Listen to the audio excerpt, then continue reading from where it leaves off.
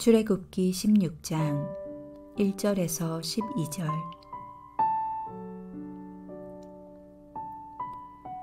이스라엘 자손의 온 회중이 엘림에서 떠나 엘림과 시내산 사이에 있는 신 광야에 이르니 애굽에서 나온 후 둘째 달 15일이라. 이스라엘 자손 온 회중이 그 광야에서 모세와 아론을 원망하여 이스라엘 자손이 그들에게 이르되, 우리가 애굽 땅에서 고기 가마 곁에 앉아 있던 때와 떡을 배불리 먹던 때에 여호와의 손에 죽었더라면 좋았을 것을 너희가 이 광야로 우리를 인도해 내어 이 온 회중이 죽여 죽게 하는도다. 그때에 여호와께서 모세에게 이르시되, 보라, 내가 너희를 위하여 하늘에서 양식을 비같이 내리리니 백성이 나가서 일용할 것을 날마다 거둘 것이라. 이같이 하여 그들이 내 율법을 준행하나 아니하나 내가 시험하리라. 여섯째 날에는 그들이 그 거둔 것을 준비할지니 날마다 거두던 것에 갑절이 되리라.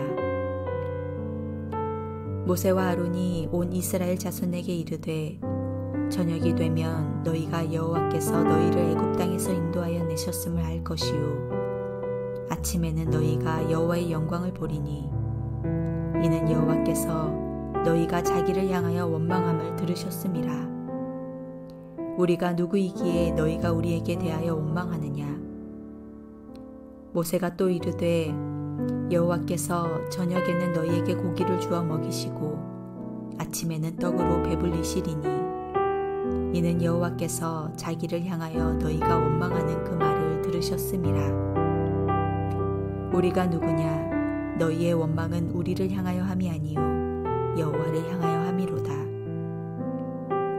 모세가 또 아론에게 이르되, 이스라엘 자손의 온 회중에게 말하기를 여호와께 가까이 나아오라.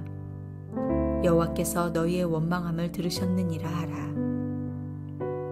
아론이 이스라엘 자손의 온 회중에게 말하매 그들이 광야를 바라보니 여호와의 영광이 구름 속에 나타나더라.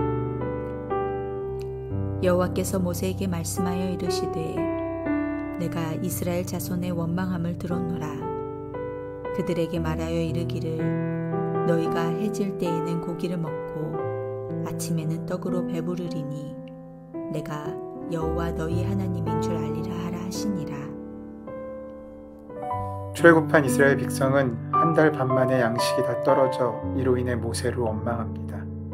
그렇지만 하나님께서는 이를 통해 작은 시험을 베푸심으로 이스라엘 백성을 훈련시키고자 하십니다.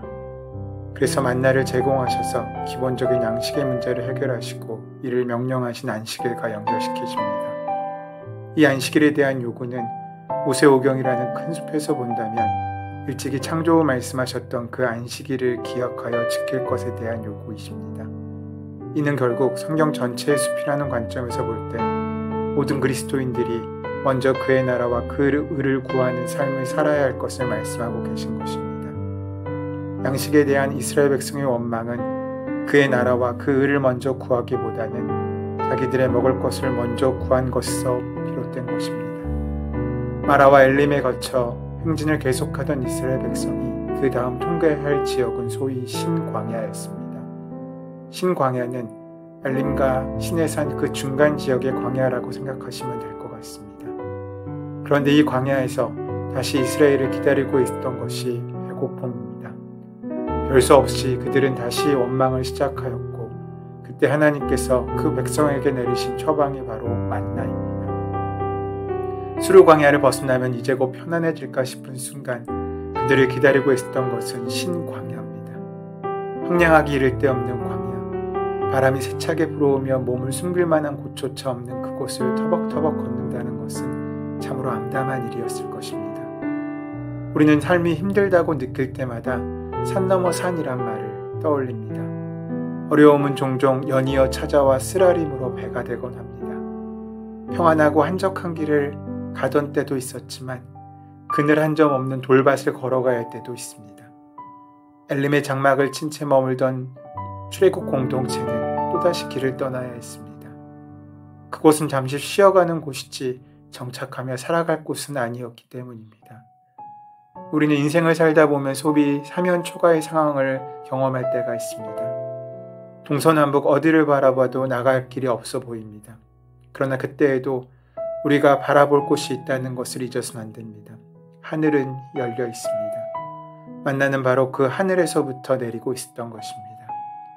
성경은 그들이 엘림과 시내 산 사이에 있는 신광야를 들어선 때를 둘째 달 15일이라고 적시하고 있습니다. 생각해보면 그들은 상당히 긴 시간을 광야에 머물고 있었습니다. 그렇다고 해서 그들이 광야 생활에 적응한 것은 아닌 것 같습니다. 어려움은 결코 삶 가운데 적응되지 않습니다. 그 어려움이 계속되다 보면 사람들은 꿈과 비전을 붙들기보다는 현실의 어려움에 사로잡혀 버리기 마련입니다. 수르 광야에서 탈출 공동체가 직면했던 어려움이 목마름이었다면 신광야에서 마주친 어려움은 굶주림이었습니다. 애굽을 벗어나면서 가져나왔던 음식이 동나기 시작하자 그들의 불안감은 고조되었습니다. 딱히 먹을거리를 구할 방법도 없었습니다. 그러자 사람들은 모세와 아론을 원망하기 시작합니다. 멀쩡하게 잘 있는 자기들을 그런 죽음의 땅으로 끌어들였다는 것입니다. 좋았던 과거만 기억하고 그 과거에 좋았던 것만 붙잡아 허락하신 자유도, 허락하신 꿈도, 허락하신 나라도 다 없어져 버린 것입니다. 이러한 것을 퇴행이라고 합니다. 퇴행은 살면서 큰 위험이나 갈등의 상황에 놓이게 될 때 능동적으로 대처하기보다는 안전하고 즐거웠던 이전 단계로 물러섬으로써 불안을 벗어나고자 하는 태도를 이루는 말입니다. 이스라엘 백성들도 예외는 아니었습니다. 그들은 종살이하던 자기들의 과거를 미화합니다. 기억의 왜곡인 셈입니다. 채찍과 할당량으로 상징되던 그 고단한 종생활들의 삶이 고기가마와 떡으로 치환되고 있습니다. 자기 삶의 주체로 서지 못한 사람들은 언제나 이런 환상의 집을 만들어 거기에 머물려고 합니다. 하지만 신앙은 과거에 붙잡히지 않고 분연히 일어서는 것입니다. 그런데 이스라엘 백성은 아직 독립적인 주체의 신앙인의 자리로 설 준비가 되지 못했습니다. 먹을 것이 없어 백성들이 하나님께 원망한 것은 사실이었지만 이 원망 때문에 하나님께서 만나를 주신 것은 아닙니다.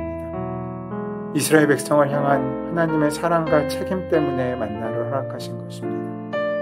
하나님께서는 준비한 양식이 떨어졌을 때 그 시점을 통해 이스라엘 백성들의 반응을 시험하셨습니다. 그러나 그들은 원망으로 간구합니다. 이때 하나님께서 무엇을 준비하셨을까라는 기대감을 가지고 모여서 찬양하며 하나님을 신뢰했다면 그들의 인생이 얼마나 좋았겠습니까? 그러나 아직 그 정도의 수준이 되지를 못했습니다. 이 수준이 낮을 대로 낮은 이스라엘 백성을 붙들고 하나님의 백성의 수준으로 향상시키시기 위해 얼마나 하나님께서 애쓰시고 모세가 애쓰고 있는지를 우리는 볼 수 있습니다. 본문 4절의 말씀입니다. 그때 여호와께서 모세에게 이르시되 보라 내가 너희를 위하여 하늘에서 양식을 비같이 내리리니 백성이 나아가 일용할 것을 날마다 거두리라. 이것은 신화적인 세계관이 지배하던 구약시대에나 볼 수 있는 기적이라고 할 수는 없습니다. 오늘 우리는 동일한 은혜를 경험하고 있습니다. 주님께 신뢰하며 맡기는 사람이 매일매일 삶 가운데 만나고 누리는 일용할 양식의 은혜를 우리는 매일 누리고 있습니다. 하지만 그것에 감사가 없이 그저 매너리즘으로 반복되고 있다면 우리는 기적 속에서 오히려 권태를 살아가는 어리석은 삶을 살게 되는 것입니다. 문제는 기적이 있는지 없는지가 아니라 우리가 얼마나 믿고 있느냐는 것입니다. 하나님의 살아계심을 믿는지가 우리의 신앙생활의 관건이라는 것입니다. 성도에게 사느냐 죽느냐는 문제가 아닙니다.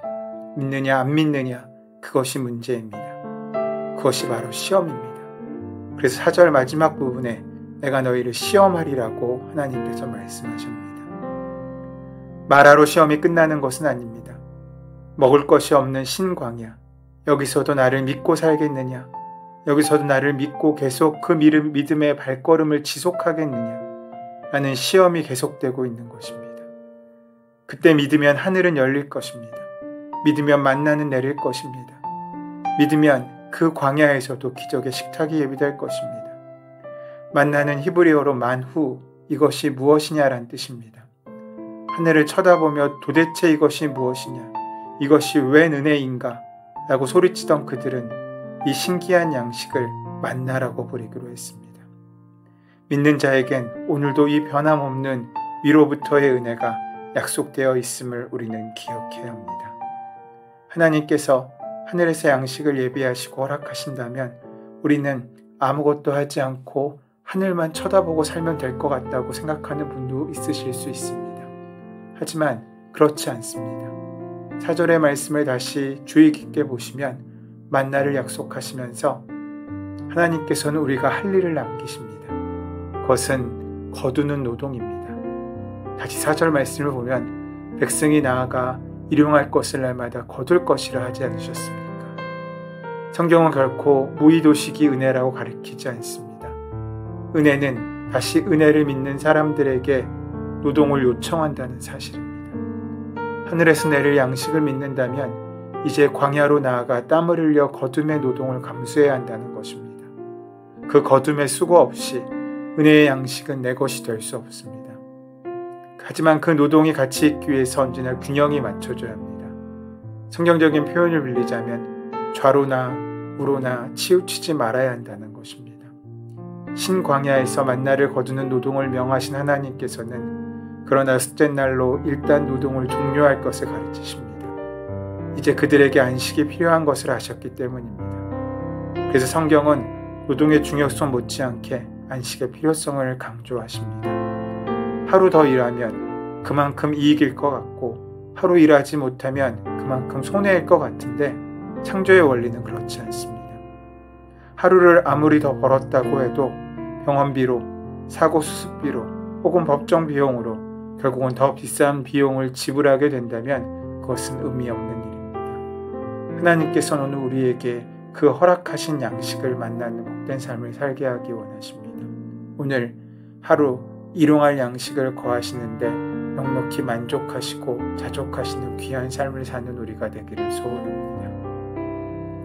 은혜의 주님, 우리가 연약하고 부족해도 우리를 향한 일용할 양식을 예비하신 줄 믿습니다. 그 은혜 가운데 살게 하시옵고 은혜 가운데 성장하게 하여 주시옵소서. 우리 주 예수 그리스도의 이름으로 기도드립니다. 아멘. 이제 오늘 허락하신 말씀을 깊이 묵상하심으로 오늘 나에게 주시는 말씀으로 만나시기 바랍니다. 우리 삶의 모든 문제와 간구를 하나님께 온전히 맡기시고 함께 기도하는 시간 갖도록 하겠습니다. 함께 기도합니다.